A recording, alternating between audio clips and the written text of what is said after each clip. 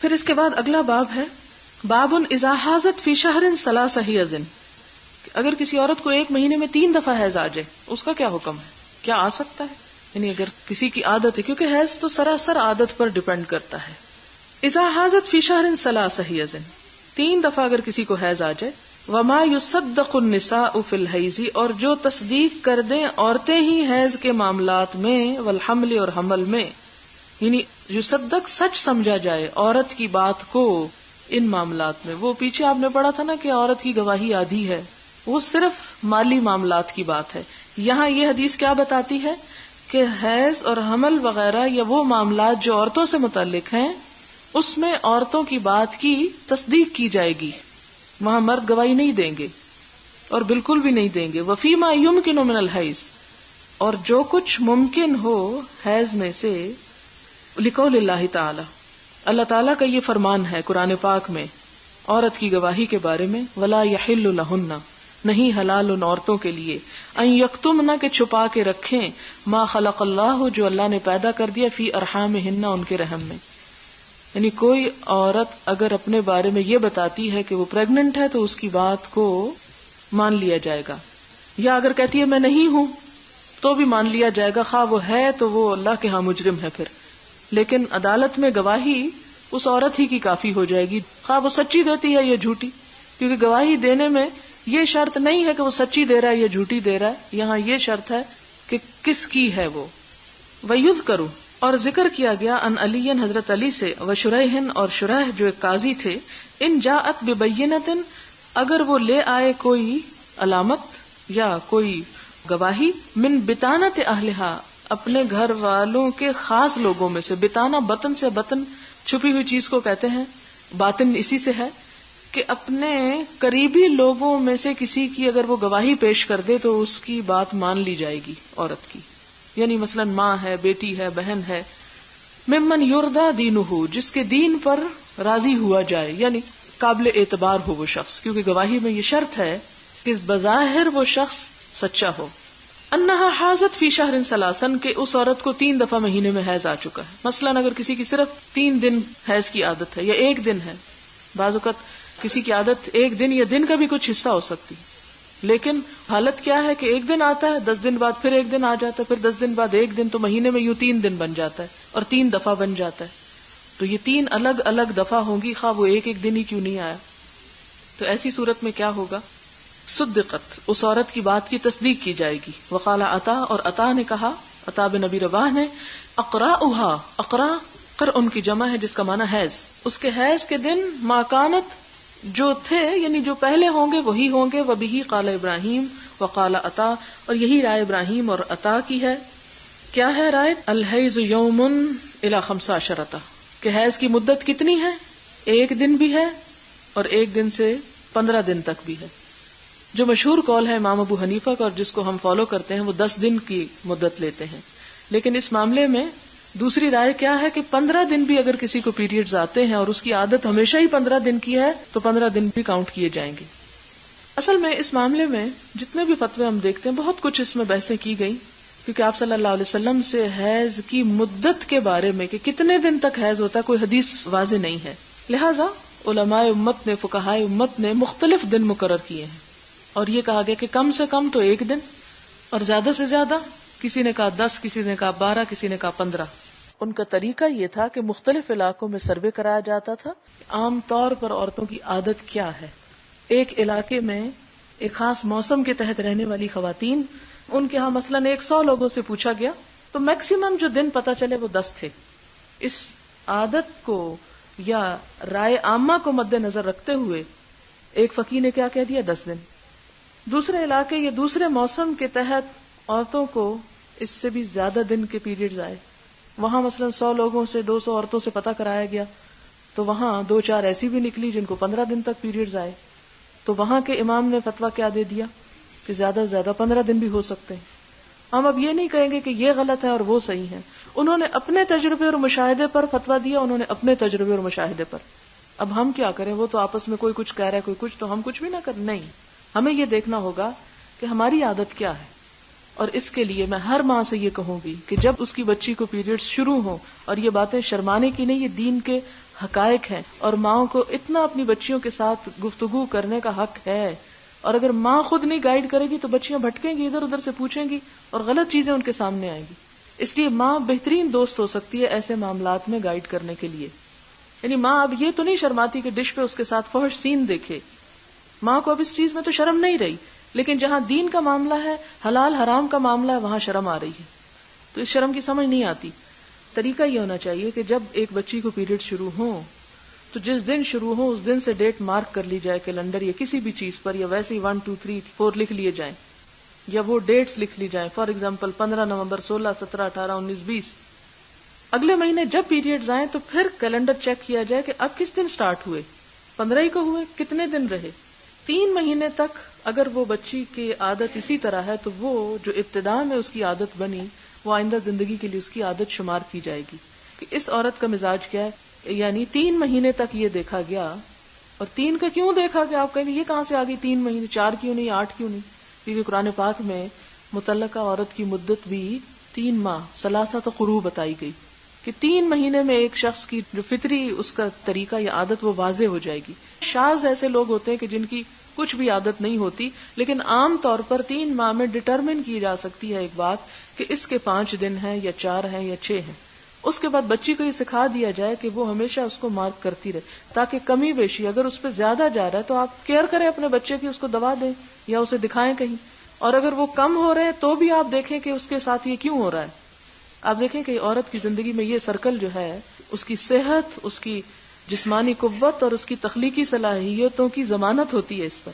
اس میں اس کو صفائی، پاکی اور ناپاکی کا بھی بتائیں.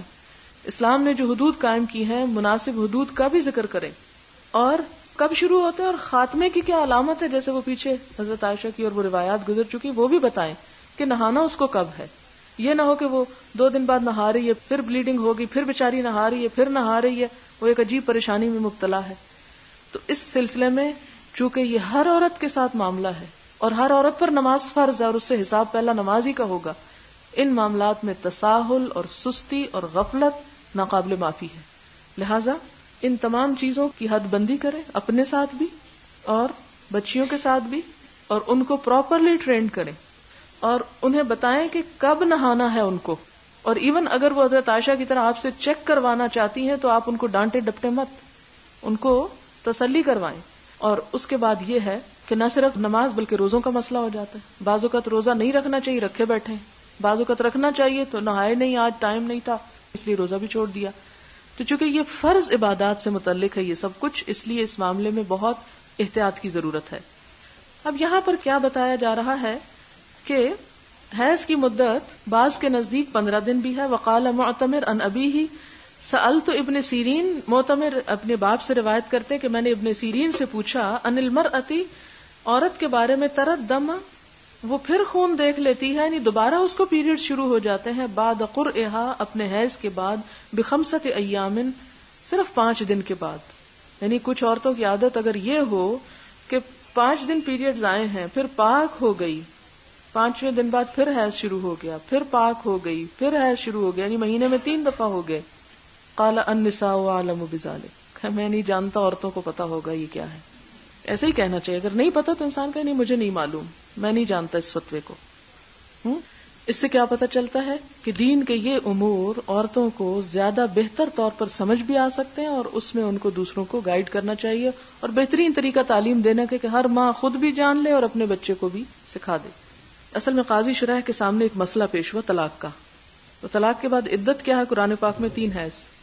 اب ایک عورت مہینے کے بعد آ گئی جی میری عدت ختم، یعنی کہ یہ کیسے ہو سکتا ہے؟ کہنے لگی کہ مجھے 3 دفعہ پیریڈز گزر چکے ہیں. تو اس وقت قاضی شرح نے حضرت علی کے سامنے یہ بات پیش کی اور حضرت علی سے فتویٰ لیا. تو یہ جو آخری بات انہوں نے کی نا امام بخاری نے کہ النساء اعلم بذالک، عورتیں زیادہ بہتر جانتی ہیں، تو اس کا مطلب کیا ہے کہ ہر عورت کو اپنی عادت کا خود حساب کرنا چاہیے کہ اس کے ساتھ کیا ہوتا ہے. بعض اوقات یہ ہوتا ہے کہ 5 دن کی عادت ہے، 20 سال 5 دن کی عادت رہی، مینو پاس شروع ہوتا ہے تو عادت بدلنے لگتی ہے، یا کبھی زیادہ ہو جاتی کبھی کم ہو جاتی. پھر اس میں کیا کرے گی کہ پچھلی عادت کے مطابق 5ویں دن تو نہا لے گی اور نماز شروع کر دے گی، خواب اسپاٹنگ ہو بھی رہی ہے کیونکہ عادت اس کی ساری زندگی 5 دن کی تھی. اب آئندہ کیا کرے گی؟ اگلے مہینے پھر دیکھے گی، اگلے مہینے پھر دیکھے گی۔ اگر 3 مہینے مسلسل 5 سے اوپر جا رہا ہے تو اس کا مطلب عادت بدل چکی ہے۔ بعض اوقات کسی دوا کے کھانے سے بھی کمی بیشی ہو جاتی ہے، تو اس صورت میں ان سارے معاملات کو ہر عورت جس پر بھی نماز فرض ہے، اور فرض کب ہوتی ہے عورت پہ؟ جب پیریڈ شروع ہو جاتے ہیں۔ یہ بھی کوئی 15 یا 14 سال کی قید نہیں۔ کئی خواتین کہتی نہیں جی ابھی تو وہ 15 سال کی نہیں ہوئی اس لیے نماز ہی نہیں ہے، خواہ اسے پیریڈ شروع ہو چکے۔ عورت کی بلوغت کی علامت اس کے پیریڈز ہیں۔ نماز اور روزہ جب سے فرض ہو جاتا ہے اس پر، اس میں سالوں کی قید نہیں، ہر ایک کی عادت مختلف ہے۔ حدثنا احمد بن ابی رجاء قال حدثنا ابو اسامہ قال سمعت هشام بن عروہ قال اخبرني ابي عن عائشہ ان فاطمہ بنت ابی حبیش سألت النبی صلی اللہ علیہ وسلم قالت انی استحاض فلا اطہر، کہ مجھے استحاضہ ہوتا ہے اور میں پاک نہیں ہوتی، افعد الصلاۃ فقال لا ان ذلك عرق ولكن دع الصلاۃ قدر الایام، نماز کتنے دن چھوڑو؟ صرف اپنے ایام کے اندازے پر جو پہلے عادت تھی، التی کنتی تحیدین فیہا، جس میں تمہیں حیض آیا کرتا تھا، ثم اغتسلی وصلی، پھر غسل کر لو اور نماز پڑھ لو۔ یہاں اوپر یہ جو قرء کا لفظ آیا ہے، اس سے پھر میں یہ بتانا چاہوں گی آپ کو کہ امام بخاری نے حیض کے لیے ایک اور لفظ یہاں استعمال کیا ہے تاکہ بات اچھی طرح واضح ہو جائے۔ سوال ہے، اگر کسی عورت کی حیض کی مدت ہمیشہ 4 دن رہی ہو اور اب یعنی 34 سال کی عمر میں 4 دن کی مدت کے بعد 1 یا 2 دن چھوڑ کر دوبارہ خون آنا شروع ہو جائے اور وہ مزید 3 یا 4 دن رہے، خون کا رنگ ان دنوں میں زرد ہو، تو یہ حیض ہوگا یا استحاضہ؟ یہ استحاضہ میں شمار ہوگا، کیونکہ پیریڈز کا خون وہی ہے جو عادت کے مطابق مقررہ دنوں میں آئے، اس کے بعد 2-4 دن بعد پھر اگر کوئی بلیڈنگ اسپاٹنگ شروع ہو جاتی ہے تو اس میں آپ وضو کر کے نماز پڑھ سکتی ہیں۔ ایک حدیث گزری ہے کہ جس میں ایک زوجہ مطہرہ نے فرمایا کہ ہمیں منع کیا گیا جنازے کے پیچھے جانے سے، جبکہ کچھ لوگوں نے سمجھا کہ غالباً عورت کا جنازے کے پیچھے جانا حکماً ممنوع ہے، اس لیے وہ مغالطہ میں پڑ گئے ہیں۔ برائے مہربانی اس کی وضاحت کر دیں۔ اس میں یہ ہے کہ جب جنازہ لے کے مرد قبرستان جاتے ہیں تو عورتوں کو پیچھے جانے سے روکا گیا ہے، لیکن اگر کوئی ایسی مجبوری ہو کہ دوسرے ملک سے آ رہی ہیں اور باپ فوت ہو چکا ہے اور اس کا چہرہ دیکھنا ہے تو قبرستان جانا پڑ گیا، تو اس صورت میں جانے کی اجازت ہے، لیکن جنازے کے پیچھے پیچھے چلنا جیسے مرد چلتے ہیں اس چیز کو ناپسند کیا گیا ہے۔ حدیث میں کہ بیوہ عورت اپنی عدت کے دوران نہ سرما لگائے، نہ خوشبو اور نہ ہی رنگین کپڑا پہنے۔ کیا متعلقہ کی عدت کے دوران بھی یہی حکم ہے؟ اگرچہ اس کی زینت کو نامحرم مرد نہ دیکھے۔ بات یہ ہے کہ تھوڑے سے احکامات فرق ہیں۔ جو بیوہ عورت کی عدت ہوتی ہے اس میں سوگ شامل ہوتا ہے اپنے شوہر کو کھونے کا، کیونکہ ایک عورت کی زینت جو اس کے لیے عبادت کا سبب ہے وہ اس کے اپنے شوہر کے لیے، یعنی سب سے زیادہ جس زینت کے اہتمام پر عورت کو اجر بھی ملتا ہے وہ شوہر کی خاطر ہے۔ جب شوہر فوت ہو جائے تو پھر اس کو حکماً ایک طرح سے کہا گیا کہ وہ زینت نہ کرے تاکہ وہ اپنے غم کا بھی اظہار کر سکے اور دوسروں کے سامنے بھی اس کی کیفیت جو ہے مختلف ہو۔ لیکن جو طلاق کا مسئلہ ہے وہ نسبتاً مختلف ہے۔ اس میں اگر شوہر نے طلاق دی ہے تو وہ غم نہیں غصے کا سبب ہوگی بات، یا اس نے خود خلا وغیرہ لی ہے، تو اس میں وہ احکامات نہیں ہیں جو ایک مرے ہوئے شوہر کی عدت پوری کرنے کے ہیں۔ ان دونوں میں فرق ہوگا۔ اگرچہ یہ نہیں کہ طلاق کے بعد عورت جو ہے وہ بالکل ہی عام عورتوں کی طرح ہو، تھوڑا بہت فرق تو ہوگا، لیکن وہ نہیں جو متوفی کے بعد ہوتی۔ غسل حیض میں ترتیب واضح کر دیجئے، مثلاً وضو، اگر بالوں کی صفائی کریں، خوشبو لگانا، اس میں آپ دیکھیں کہ جیسے غسل حیض ہے یا جنابت تو دونوں میں ہی پہلے وضو ہوگا۔ اگر بالوں کی صفائی وغیرہ کریں تو وہ اس سے بھی پہلے کر لیں، اور اس کے بعد خوشبو تو سب سے آخر میں ہوگی۔ پھر دوسرا سوال ہے کہ کیا خوشبودار صابن سے دھونا کافی ہے؟ دیکھیں یہ کامن سینس کی باتیں ہیں جن کو آپ خود بھی سمجھ سکتے ہیں۔ خوشبودار صابن سے دھونا تو یہ ہے کہ وہ دھل کے پانی سے ختم ہو جائے گا، لیکن ایسی خوشبو کہ جس سے ہر قسم کی اسمیل ختم ہو جائے، ڈیوڈرنٹ قسم کی۔ ہم نے غسل میں پاک ہونے کے طریقے پڑھے جس میں بتایا گیا کہ آخر میں روئی پر خوشبو لگا کر جسم پر لگائیں۔ پوچھنا یہ کہ ہم تو ایسا نہیں کرتے جب پاک ہونے کے لیے غسل کرتے ہیں، کیا یہ ہمیں ضرور کرنا چاہیے؟ کیا یہ فرض ہے؟ بات فرض کی نہیں، بات سنت کی ہے، اور ظاہر ہے کہ قرآن پاک میں اس کا حکم نہیں ہے، فرض کے درجے پر نہیں، لیکن آپ صلی اللہ علیہ وسلم نے بارہا اس کی تاکید فرمائی ہے۔ اگر آپ چھوڑ دیں گے تو یہ تو نہیں کہ آپ کسی حرام کام کے مرتکب ہو رہے ہیں یا آپ کو مجرم ہیں، لیکن ایک چیز جس کا تذکرہ کیا گیا اور وہ چیز ہماری ہائیجین، کلینلینس اور ہماری صحت اور ہماری جو چستی ہے اس سے متعلق ہے۔ اور خاص طور پر آپ دیکھیں اس کی تاکید کو کہ آپ صلی اللہ علیہ وسلم نے بیوہ عورت کے سوگ کی مدت میں اسے ہر طرح کی زینت سے روکا، لیکن اس کے لیے بھی اس خوشبو کے لگانے کا حکم دیا۔ اسے ہم امر وجوب تو نہیں کہیں گے، امر کی کئی قسمیں ہوتی ہیں۔ ایک امر ہوتا ہے جو واجب کے درجے میں ہوتا ہے، ایک امر ارشاد کا ہوتا ہے۔ یہاں پر ایک طرح سے یہ کام سنت کی پیروی کرنا ہے۔ اور سنت کی پیروی کرنے میں ثواب ہے، جو نہ کریں گے ان کو گناہ تو نہیں ہوگا لیکن ثواب کوئی نہیں ملے گا، بس اتنا سا فرق ہے۔ اگر کوئی پاکستان سے عمرہ کرنے جا رہا ہو تو کیا یہ ہو سکتا ہے کہ یہاں احرام نہ باندھے بلکہ مکہ جا کر ارادہ کرے اور مسجد عائشہ جا کر احرام باندھے؟ ایسا نہیں ہو سکتا، میقات سے پہلے احرام باندھنا ضروری ہوتا ہے، یہ عمرے کی شرائط میں سے ہے احرام پہننا، اور اس کی پابندی جو ہے وہ ضروری ہے۔ اگر وہ عمرہ ہی کرنے جا رہا ہے تو احرام پہننے میں اسے کیا مشکل ہے؟ اس لیے کہ جب تک وہ یونیفارم نہیں پہنے آپ کی فیلنگ ہی وہ نہیں ہو سکتی، اور یہ خاص طور پر اللہ تعالیٰ کپڑے دوسرے پہنواتے ہیں اپنے گھر بلانے کے لیے، تو یہ بہت بڑی سعادت ہے اور بہت ایک ڈفرنٹ فیلنگ ہونے لگتی ہے انسان کو۔ تو اس لیے اگر جانا ہے تو ہول ہارٹیڈلی جائیں، اس طرح نہ جائیں کہ یہ نہیں کر سکتا اور وہ مشکل ہے اور وہاں جا کے کر لوں، کیونکہ بہت سے لوگ جو خصوصاً جرابیں اور بند جوتے پہننے کے عادی ہیں، انہیں چپل پہننا ذرا اپنی شان کے بھی بعض اوقات خلاف نظر آتا ہے، لیکن یہی تو اصل بات ہے کہ اللہ تعالیٰ سب کو ایک میدان میں لا کے کھڑا کرتے ہیں کہ قیامت کے دن بھی تو ایک ہی حشر کا میدان ہوگا نا، وہاں تو اونچ نیچ اس وقت ہوگی جتنے عمل زیادہ ہوں گے۔ حدیث میں ہے، حضرت عائشہ فرماتی ہیں کہ حضور صلی اللہ علیہ وسلم نے مجھے حکم دیا کہ اپنا سر کھول ڈالوں اور بالوں میں کنگھی کروں اور نیا احرام حج کا باندھوں، عمرہ موقوف رکھوں۔ ان ساری باتوں میں غسل کا ذکر نہیں آیا۔ حضرت عائشہ حیض سے فارغ ہوئی تو کیا انہوں نے غسل نہیں کیا تھا؟ ضروری نہیں کہ ہر حدیث میں ہر چیز کی ڈیٹیل لکھی جائے، اس سے یہ تو انڈرسٹوڈ ہے کہ اگر ایک عورت پاک ہو رہی ہے اور آپ صلی اللہ علیہ وسلم دیگر مواقع پر پاک ہونے کا حکم دے رہے ہیں اور اس سے خاص موقع پر وہ الفاظ ایڈ نہیں کیے، تو یہ جو سر کھولنے کا اور کنگھی کرنے کا ذکر ہے، اسی میں یہ بات پوشیدہ ہے کہ ان کو نہانے کے لیے کنگھی کرنا ہے اور نہانے کے لیے سر کو کھولنا ہے۔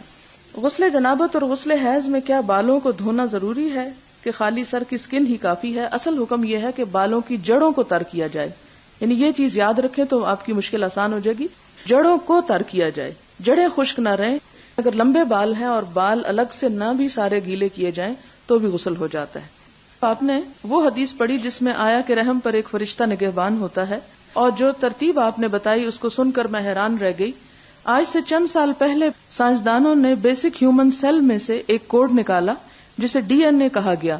ڈی این اے کسی بھی سیل کے بارے میں یہ علم دیتا ہے کہ وہ سیل کس جاندار کا ہے، اس کے باپ دادا کون تھے، وہ کون سی نسل علاقے سے تعلق رکھتا ہے، اس کی شکل و صورت کیسی ہے، اس کی سیکس کیا ہے، اس کا قد جسم کیسا ہوگا، اس کا رنگ، آنکھیں کیسی ہوں گی، وہ کتنا عرصہ زندہ رہے گا تقریباً، اور وہ خوش مزاج ہوگا یا بد مزاج ہوگا، اس کی عادات کیا ہوں گی، اس کو کون کون سی بیماریاں ہو سکتی ہیں۔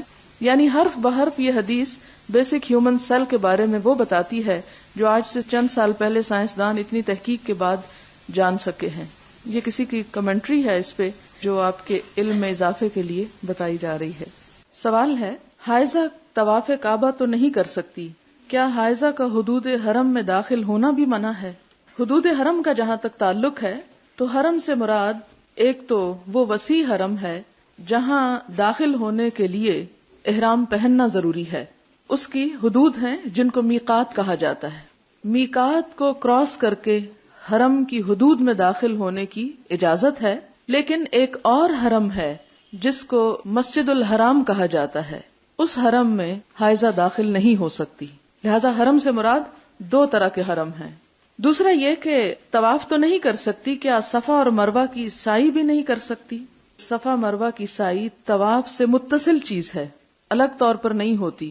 مثلاً آپ عمرے کے لیے گئے ہیں اور پہلے آپ طواف کر لیں، پھر آپ تھک جائیں اور آپ گھر جا کے سو جائیں اور پھر جا کر آپ سعی کرنا چاہیں تو ایسا نہیں کر سکتے۔ آپ کو ایک ہی سٹریچ میں دونوں کام کرنے ہیں۔ چونکہ طواف نہیں کر سکتے اس لیے سعی بھی نہیں کر سکتے۔ ایک اور تھوڑا سا فرق جو اگرچہ سوال میں نہیں بتاتی چلوں کہ طواف کے وقت تو وضو کا ہونا شرط ہے، لیکن سعی کے دوران اگر وضو نہ رہے تو سعی ہو جاتی ہے، یعنی اس میں وضو لازم نہیں، افضل ضرور ہے، جیسے کسی بھی عبادت کے لیے وضو کرنا افضل ہے، لیکن اگر نہ ہو تو وہ عبادت ہو جاتی ہے، انہی میں سے سعی کی عبادت ہے۔ حیض والی عورت کیا حج کی جو دعا پڑھی جاتی ہے اس میں شامل ہو سکتی ہے؟ جی ہاں، ہو سکتی ہے، اور میدان عرفات میں بھی جا سکتی ہے یا نہیں؟ بالکل جا سکتی ہے، سوائے بیت اللہ کے آس پاس آنے کے، مسجد الحرام میں داخلے کے، باقی ہر جگہ جا سکتی ہے۔ عموماً لوگ مسجد عائشہ جا کر احرام پہن کر چھوٹے عمرے کے نام سے عمرے کا احرام باندھتے ہیں بغیر پیریڈز کے عذر کے، کیا یہ عمرہ ہوتا ہے؟ بات یہ ہے کہ ایسے لوگوں کے لیے کہ جو پیریڈز کی وجہ سے حج سے پہلے عمرہ نہ کر سکیں، وہ تو اس سنت پر تسلی سے عمل کریں. لیکن ہم دیکھتے ہیں کہ صحابہ کرام نے بعد میں ایسا نہیں کیا کہ مکہ میں رہ کر عمرے گنتی کر کر کے کیوں، کیونکہ ہمارے ہاں تو پھر وہ ایک مقابلہ چل پڑتا ہے کہ میں گئی تو 10 عمرے کیے اور دوسرے نے 15 کیے. تو یہ جب گنتی اور ریاکاری اور شہرت آ جائے تو پھر تو ویسے ہی عبادت بیکار ہے. ایک اور بات آپ ذہن میں رکھیں کہ سعی کا اتنا ثواب نہیں جتنا طواف کا ثواب ہے. اگر آپ عمروں پہ عمرہ کرنے کے بجائے بیت اللہ کے قریب ترین رہتے ہیں اور جتنی صحیح کر رہے ہیں اس کے بجائے اتنے طواف کر لیں تو یہ کام آپ کا زیادہ ثواب کا ہے. یعنی عمرے اور عام طواف میں فرق کیا ہے کہ طواف میں آپ صرف طواف کرتے رہتے ہیں اور عمرے میں طواف کے ساتھ صحیح بھی کرتے ہیں. اب آپ نے ایک عمرہ جا کے یہاں سے کر لیا، ایک مدینہ سے واپس آ کے کر لیا تو کافی ہے. اب باقی وقت آپ کس میں گزارے؟ اس میں نہیں کہ آپ مسجد تنیم بتکلف جا رہے ہیں، پھر آ رہے ہیں، پھر جا رہے ہیں، اگلے دن پھر آ رہے ہیں، اور اس میں آپ اپنے آپ کو بھی حرج میں ڈالے ہوئے ہیں. اس دوران بعض اوقات یہ ہوتا ہے کہ ایک نماز وہاں پر آ گئی مسجد عائشہ میں، بھئی جو مسجد عائشہ میں پڑھنی ہے اس کی بجائے اگر آپ حرم میں ہی پڑھ لیں تو 1,00,000 نمازوں کا ثواب ہے. تو اس طرح کے کسی مصنوعی تکلف میں امت کو نہیں ڈالا گیا. تو وہ کام جو آپ صلی اللہ علیہ وسلم نے ایک عذر کی وجہ سے کسی کے لیے جائز قرار دیا، اسے ہمیں ایک روایت نہیں بنا لینا چاہیے، ایک جواز کو ہمیں ایک بیسک نارم نہیں بنا لینا چاہیے کہ ہم باقی کام چھوڑ کر اس کے پیچھے پڑ جائیں. لہٰذا 2 عمرے کافی ہیں اور اس کے بعد یہ ہے کہ کثرت سے طواف کریں. جتنا بیت اللہ کے قریب رہیں گے، جتنا طواف اور نفل پڑھیں گے اتنا افضل ہے بنسبت اس کے کہ آپ کسی اور سرحد پہ جا کے عمرہ کے لیے آپ نیت کر کر کے آئیں. عورتیں حضرت عائشہ کے پاس ڈبی بھیجتی، یہ بات کچھ عجیب معلوم ہوتی ہے. کیا پوچھ لینا کافی نہ تھا؟ چونکہ دین کا معاملہ ہے نا، حلال اور حرام کا معاملہ ہے، ایک نماز کی ادائیگی اور نہ ادا ہونے کا معاملہ ہے. اس لیے اس میں جتنی بھی تحری کی جائے، کوشش کی جائے، اس میں کوئی حیا کی بات نہیں ہے. اصل بات یہ ہے کہ مشکل ہمیں ان باتوں میں پڑتی ہے جب ہم نیکی اور تقوی کا معیار ان نیچرل لائف کو سمجھتے ہیں. اور نیکی اور تقوی کا معیار یہ کہاں سے آیا ہے؟ اسلام سے نہیں آیا، یہ عیسائیت سے آیا ہے. ان کے ہاں انسان کے اپنی ضرورت پوری کرنے کے، اور یہ ضرورتیں انسان کے ساتھ کس نے لگائیں؟ یہ تو سوچیں، اللہ تعالیٰ نے لگائیں. اور ان ضروریات کو کن دائروں میں رہ کے پورا کیا جائے، اس میں کیا جائز ہے، کیا ناجائز، کیا فائدے کا ہے، کیا نقصان کا ہے، اس کے لیے اس نے پیغمبر بھیج کر سب کچھ واضح کر دیا. اب پیغمبروں نے آ کے یہ باتیں کھول کھول کے بتائیں. اب چونکہ پیغمبر صلی اللہ علیہ وسلم اور دیگر انبیاء کے معاملے میں ہماری جو تھنکنگ ہوتی ہے یا سوچ ہے یا ان کا جو مقام ہے یا جو معیار ہے وہ ایسا بلند ہے کہ ہم سمجھتے ہیں کہ وہ تمام انسانی ضروریات اور تمام ہیومن جو نیسیسٹیز ہیں ان سے بالا تر تھے. اور اگر کوئی بھی انسانی فعل ان سے سرزد ہوتا ہے یا انسانوں کو کچھ بتاتے ہیں تو وہ دین کا حصہ معلوم نہیں ہوتا یا وہ ایک بری بات معلوم ہوتی ہے. حالانکہ سمجھنے کی بات یہ ہے کہ اللہ تعالیٰ نے انسانوں میں سے انسان کو بطور نبی اسی لیے چنا کہ اس پر بھی انسانی کیفیات گزرتی ہوں. ان کیفیات کا نہ ہونا انسان کو انسان نہیں پھر فرشتہ بنا دیتا ہے، اور فرشتہ انسان سے افضل نہیں ہے. انسان کو سجدہ کرایا گیا فرشتوں سے. تو اصل بات سوچ کا فرق ہے، اس لیے یہ ساری حیرت ہوتی ہے. اور ایک اور بڑی مشکل کہ خاص طور پر پاکستان اور انڈیا میں، اس بر صغیر میں شرم و حیا کے ایسے معیار قائم کر لیے گئے کہ جن کو فالو کرتے کرتے دین کی سمجھ سے ہم بہت دور ہو گئے. عربوں کے ہاں یہ مسئلے نہیں ملیں گے، وہ یہ باتیں کھلی کھلی اپنے بچوں کو اور سب کو سمجھا دیتے ہیں، اور ان کے ہاں کوئی اس قسم کی شرم و حیا کا تصور نہیں جس میں دین کے فرائض کا علم نہ ہو. لیکن اس کا یہ مطلب نہیں کہ اگر دین کے فرائض سمجھنے کے لیے ان باتوں کو ڈسکس کیا جا رہا ہے تو انہیں پھر ایک لطف کی بات بنا کے ہر مجلس میں ان پہ گفتگو ہو. بلا ضرورت کرنے کی ضرورت نہیں، اور ضرورت کے وقت اس کو چھوڑ دینا جو ہے وہ بھی ایک جرم ہے. ان تمام چیزوں سے یا تو اپنے آپ کو آپ کسی طرح پاک کر لیں کہ نہ آپ کو پیریڈز ہو، کوئی ایسا بندوبست کر لیں، نہ آپ کے اندر کوئی ایسے جذبات ابھریں اس کے لیے بھی کوئی علاج کرا لیں، اور نہ ہی شادی بیاہ کریں. اگر ایسا کر سکتے ہیں اور اس کو آپ انسانیت کی معراج سمجھتے ہیں تو ایسا کر لیجئے.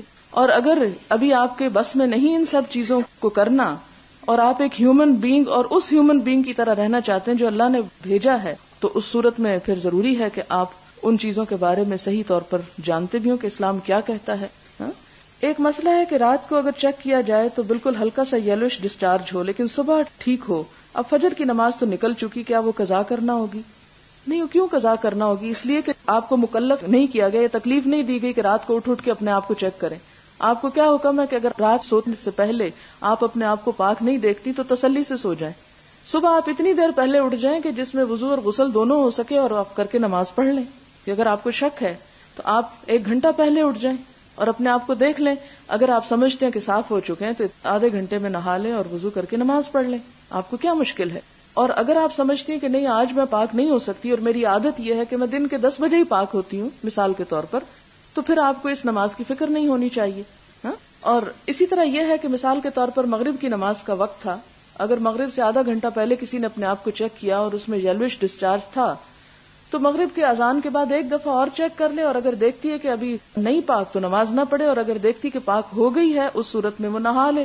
نہانے میں 20-25 منٹ لگیں گے, 20-25 منٹ کے بعد نہا کے آدھے گھنٹے بعد تک بھی مغرب کی نماز ادا ہو سکتی ہے. بڑا نیچرل اور بڑا ریلیکس کرنے والا ہے سب کچھ. ہم معلوم نہیں چھوٹی چھوٹی باتوں سے کیوں ٹینشن میں آ جاتے ہیں. اور اگر کبھی ایسا ہو جائے کہ آپ کو شک گزرے کہ شاید یہ نماز مجھے پڑھ لینی چاہیے تھی اور میری سستی کی وجہ سے نہانا ڈیلے ہوا, یا کوئی اس طرح کی فیلنگ ہو تو اپنے کانشیس کو فوراً کلیئر کریں.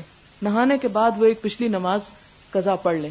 اگر تو وہ نہ پڑھنی تھی تو آپ نے پڑھ لی تو نفل شمار ہو جائیں گے, اور اگر آپ کے سر پہ ایک بوجھ تھا تو وہ فرض ادا ہو گیا آپ کا, اور آپ کا ضمیر اطمینان میں آ جائے گا. اصل بات کیا ہے کہ آپ اطمینان حاصل کریں اور اس طرح کے شکوک سے اپنے آپ کو نکال لیں, اور اس حال میں جان دیں کہ اللہ تعالیٰ کے فرشتے آپ کو آ کے کہیں یا ایتھا النفس المطمئنہ ارجعی الی ربک راضیۃ مرضیہ. تو اس کیفیت کا حصول بہت ضروری ہے کہ اپنے تمام معاملات میں اتنے واضح اور اتنے کلیئر ہوں کہ ضمیر پہ کوئی بوجھ نہ ہو. پیریڈ جب ختم ہو جائیں اور غسل کر کے نماز شروع کر لی جائے لیکن چند گھنٹے بعد محسوس کیا جائے کہ ابھی کچھ ٹھیک نہیں, تو ایسی صورت میں کیا کرنا چاہیے؟ اگر تو عادت کے مطابق ختم ہوئے تو نہا کے نمازیں شروع کر دینی چاہیے, اور اگر کچھ اور پھر کسی وقت تھوڑا بہت ڈسچارج کسی کلر میں آ گیا ہے تو اس کو پھر اگنور کر دینا چاہیے. لیکن اگر ابھی وقت ہی ختم نہیں ہوا اور آپ جلدی کے مارے شام کو اگر نہانا چاہیے تو صبح ہی نہا بیٹھے تو اس صورت میں دوبارہ نہانا ہوگا. عید کی نماز عیدگاہ میں جا کر پڑھنے کا حضور صلی اللہ علیہ وسلم نے عورتوں کو بھی تاکید کے ساتھ حکم دیا. سوال یہ ہے کہ اگر عید کی نماز مسجد میں جیسے فیصل مسجد میں پڑھی جا رہی ہو تو حائضہ عورت کے بارے میں کیا حکم ہے؟ کیا وہ جا سکتی ہے؟ جا تو سکتی ہے مگر عین اس جگہ تک نہیں جا سکتی جہاں دن میں 5 دفعہ نماز پڑھی جا رہی ہو. مثلا عورتوں کی گیلری کبھی کبھار کوئی نماز ہو جاتی, پیچھے ہٹ کے اگر ایک طرف بیٹھ جائے تو اس سے کوئی حرج نہیں, لیکن جس جگہ جانے سے اصل میں روکا گیا ہے وہ جگہ ہے کہ جہاں دن میں باقاعدہ 5 دفعہ مصلی ہوتا. اب باہر کے ملکوں میں جہاں جگہیں بہت مہنگی ہوتی ہیں وہاں پر عموماً مسجد کو شادی ہال کے طور پر, ریلیجس گیدرنگز, ہر طرح کی پارٹیز وغیرہ کے لیے استعمال کیا جاتا ہے. تو عموماً اس حصے میں وہ نہیں کرتے کہ جہاں نماز ہوتی ہے. اوپر کی چھت پہ یا گیلری میں ہر قسم کی عورتیں اور مرد آتے ہیں, حتیٰ کہ نان مسلمز بھی آتے ہیں. تو ایسی صورت میں وہاں جانا جائز ہے, لیکن بالکل امام کی جگہ پہ جا کے یا ان صفوں کی جگہ پہ جو بالکل عبادت کے لیے مخصوص ہیں ان سے بچنا چاہیے. حیض کے بعد جو نہانا ہے کیا اس میں بھی غسل سے پہلے وضو ضروری ہے یا نہیں؟ کیا یہ وضو اس غسل کا حصہ ہے؟ جی ہاں, اس لیے کہ وہ بھی جنابت ہے. یعنی جنابت کی 2 قسمیں ہیں اور حیض جو ہے وہ حالت جنابت تصور کی جاتی ہے. جنابت کا لفظ جو ہے نا یہ جیم نون بے اس کا روٹ ہے. جم کہتے پہلو, اور اس سے کہ پہلو بچانا یعنی الگ رہنا, تو اس میں بھی کچھ چیزوں سے الگ رہنے کے احکامات ہیں, اس لیے اس کو بھی جنابت کہا جاتا ہے, جیسے نماز سے, طواف سے اور کچھ چیزوں سے. کیا حیض والی عورت مسجد میں قدم بھی نہیں رکھ سکتی یا صرف نماز پڑھنے والی جگہ پر نہیں جا سکتی؟ میں نے واضح کر دیا تھا کہ عین جو نماز کا حصہ ہے اس میں نہ جائے, لیکن یہ کہ مسجد کے صحن سے یا ایسی جگہ سے گزرا جا سکتا ہے کہ جہاں کبھی کبھار سال میں 1 دفعہ نماز ہوتی ہے, جیسے فیصل مسجد کے باہر والے حصے میں. کیونکہ بازو کا ساری فیملی سفر کر رہی ہے اور نماز پڑھنے کے لیے اندر چلے گئے ہیں, تو ایک شخص سڑک پہ کھڑا ہو جائے تو وہ مناسب نہیں ہے. اس میں یہ کہ مسجد کے اندر کسی ایسی جگہ پر بازو کا یہ ہوتا ہے کہ صحن ہوتا ہے, ٹوائلٹس بنے ہوئے ہوتے ہیں, یا ایسا کارنر انسان تلاش کر سکتا ہے. اس کے لیے ہر شخص کو اللہ نے کامن سینس دی ہے کہ اپنی احتیاط کس طرح کرے, لیکن اس کا یہ مطلب نہیں کہ وہ نماز کی جگہ میں چلی جائے. وآخر دعوانا ان الحمد للہ رب العالمین. سبحانک اللہم وبحمدک نشہد ان لا الہ الا انت نستغفرک ونتوب الیک. والسلام علیکم ورحمۃ اللہ وبرکاتہ.